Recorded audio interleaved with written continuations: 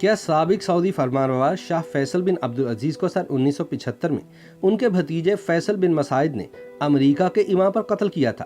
یہ الزام شاہ فیصل کے قتل کے فوراً بعد چند عرب اخبارات میں چھپا تھا اور کہا گیا تھا کہ یہ امکان ہے کہ واقعہ سن 1973 میں تیل کی پابندی کے رد عمل میں ہو، جس سے مغرب کو بڑا نقصان ہوا تھا اور سعودی تیل کی قیمتیں بہت بلند سطح پر چلی گئی تھیں۔ تاہم سرکاری طور پر آج بھی یہ نہیں بتایا گیا کہ آخر سعودی فرمانروا کو کیوں قتل کیا گیا۔ یاد رہے کہ 12 ربیع الاول کو نبی آخر الزمان حضرت محمد مصطفیٰ صلی اللہ علیہ وآلہ وسلم کی پیدائش کے بابرکت دن کے موقع پر سعودی عرب کے فرمانروا شاہ فیصل لوگوں سے مل رہے تھے۔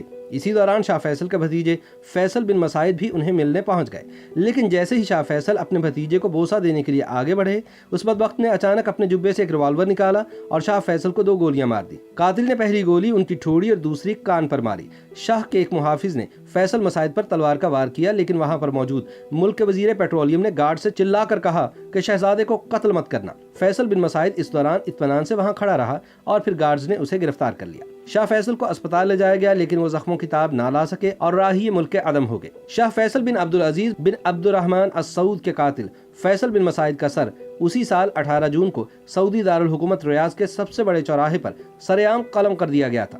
واضح ہے کہ فیصل بن مسعود شاہ فیصل کے سوتیلے بھائی مسعود بن عبدالعزیز کے بیٹے تھے۔ فیصل بن مسعود کی زندگی کے بارے میں بہت زیادہ نہیں لکھا گیا۔ کہا جاتا ہے کہ بن مسعود تعلیم حاصل کرنے کے لیے امریکہ گئے۔ وہ یونیورسٹی آف کیلیفورنیا اور یونیورسٹی آف کولراڈو میں بھی زیر تعلیم رہے۔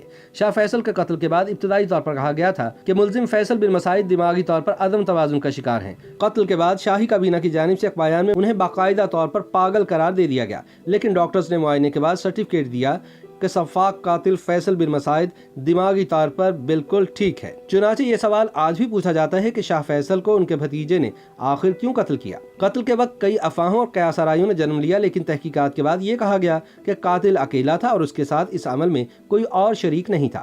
لیکن شاہ فیصل کے قتل کے بعد افواہوں اور قیاس آرائیوں میں سے ایک امریکہ کے بارے میں تھی، جہاں سے واپس آنے کے بعد فیصل بن مسعود نے شاہ فیصل کا قتل کیا تھا۔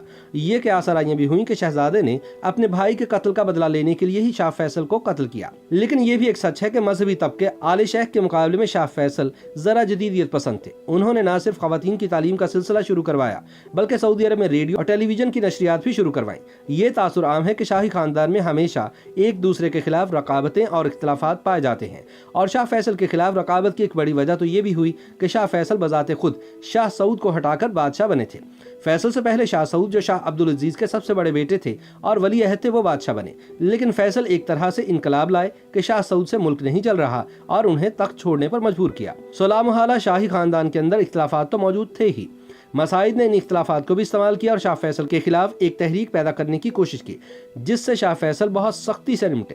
شاہ فیصل کے قاتل فیصل بن مسعود کے والد شیخ مسعود نے وہاں کی مذہبی فورسز یعنی آل شیخ کو اپنے ساتھ ملایا ہوا تھا کہ اگر وہ ساتھ ہوں گے تبھی وہ یہ جنگ جیت سکتے ہیں۔ اس وقت وہ کچھ نہ کر سکے، لیکن ان کے دل میں کانٹا چھپا رہا۔ یاد رہے کہ سن 1953 میں شاہ عبدالعزیز کی وفات کے بعد ان کے بڑے بیٹے سعود کو شاہ بنایا گیا، جبکہ فیصل ولی عہد بنے۔ شاہ سعود کی گرفت امور سلطنت پر اتنی نہیں تھی جتنی کہ ان کے والد کی تھی، اور نہ ہی وہ داخلی اور خارجہ پالیسی کا کوئی قابل ذکر تجربہ رکھتے تھے۔ شاہی خاندان کو جلد ہی اس کا احساس ہو گیا، اور یہی وجہ تھی کہ شاہ سعود پر دباؤ ڈالا گیا کہ شہزادہ فیصل کو وزیر اعظم بنا کر انہیں زیادہ اختیارات دیے جائیں۔ اس وقت تک قریبی ہمسایہ ملک مصر میں جمال عبد الناصر بادشاہ کا تختہ الٹ کر حکمران بن چکے تھے، اور ڈر تھا کہ سعودی عرب میں بھی کہیں ایسا ہی نہ ہو جائے۔ تاہم شاہ سعود اور شاہ فیصل کے درمیان طاقت کی کشمکش جاری رہی، اور دسمبر سن 1960 میں شہزادہ فیصل نے وزارت عظمیٰ سے استعفیٰ دے دیا، لیکن وہ ولی عہد تو تھے ہی۔ کچھ ہی عرصہ بعد انہیں پھر خاندانی حمایت ملی اور وہ دوسری مرتبہ وزیر اعظم بنے۔ آخرکار انہوں نے شاہ سعود سے مطالبہ کیا کہ وہ اقتدار ان کے حوالے کریں۔ علماء نے ان کے حق میں ایک نہیں بلکہ 2 فتوے دیے کہ شاہ سعود ملک کی بھلائی کے لیے ان کے حق میں اقتدار سے علیحدہ ہو جائیں۔ شاہی خاندان نے فتوے کی حمایت کی اور 2 نومبر سن 1964 کو شاہ فیصل کو سعودی عرب کا فرمانروا بنا دیا گیا تھا۔ اقتدار سنبھالنے کے بعد شاہ فیصل نے کوشش کی کہ معاشی ترقی اور مذہبی سوچ ساتھ ساتھ چلے۔ ایک طرف وہ کوئی ایسا فیصلہ نہ کرتے جس میں مذہبی علماء کی حمایت شامل نہ ہوتی، لیکن دوسری طرف وہ ہر اس قسم کی مخالفت کو سختی سے کچل دیتے جس کے بارے میں شبہ بھی ہوتا کہ اس سے ترقی یا ان کی حکمرانی کو مسئلہ پیدا ہو سکتا ہے۔